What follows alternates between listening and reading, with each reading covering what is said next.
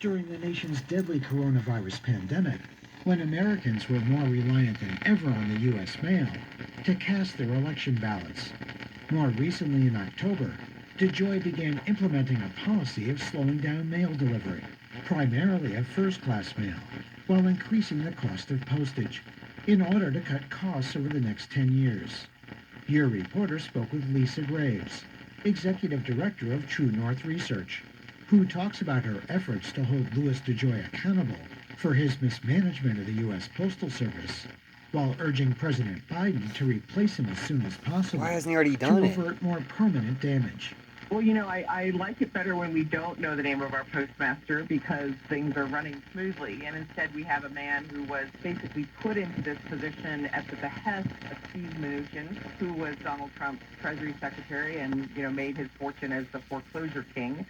Steve Mnuchin worked with another board member appointed by Trump, a guy named John Barger, to push Louis DeJoi to the sort of front of the line, even though he had not been recommended by the executive search firms that were hired to help find an excellent candidate to lead our postal service.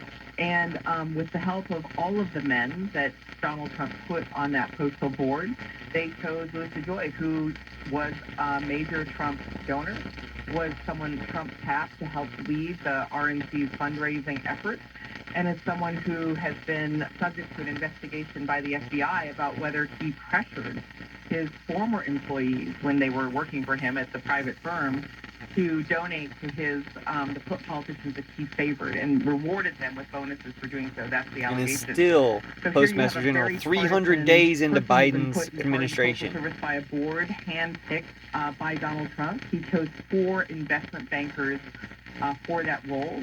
Rather than people who have experience working within the Postal Service, who have experience working as longtime public servants devoted to public interest and protecting public institutions, he put private equity bankers in charge. And one of those guys is Ron Bloom, who's currently the chair.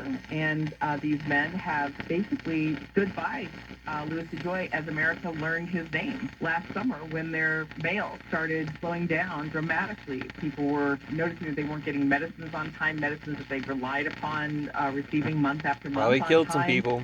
Checks and other goods. Farmers had saw chicks dying because they weren't delivered in the time that the Postal Service had traditionally been delivering that small livestock. And people saw a lot of disruption leading up to the election, right before the election. The courts had to intervene. Lisa, there are questions on social media and all over this country, given the slowdown in the mail and the higher expenses that we've all seen. The question is, when is Joe Biden going to fire Louis DeJoi? The U.S. Postal Service Board of Governors... When's he going to put Harriet Tubman on the $20 bill? That was supposed to happen years ago until Trump's racism got in the way. That kid fire Louis DeJoi. Biden did have the opportunity to appoint 3 members to the board earlier this year, but that's still not enough to outvote the Trump members of that board. 2 of those Trump appointees, their terms are up this December, on December 8th.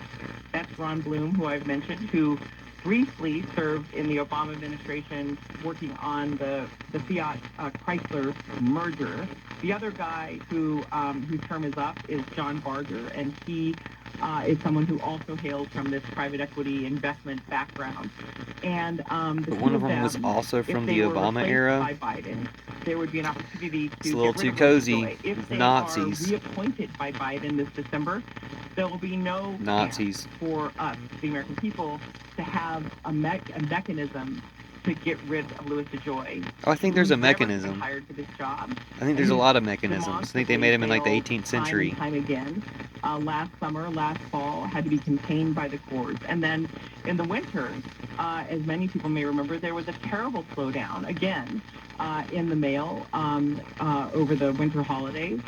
And now we've seen, rolling delays on and on throughout this year. And now we're beginning to see these price increases that he has insisted upon, that Louis DeJoi, with the help of Ron Bloom, if you want to save the post office, you just nationalize health care. Series of price increases they plan. The post office is the only organization that has to spend billions on its employees'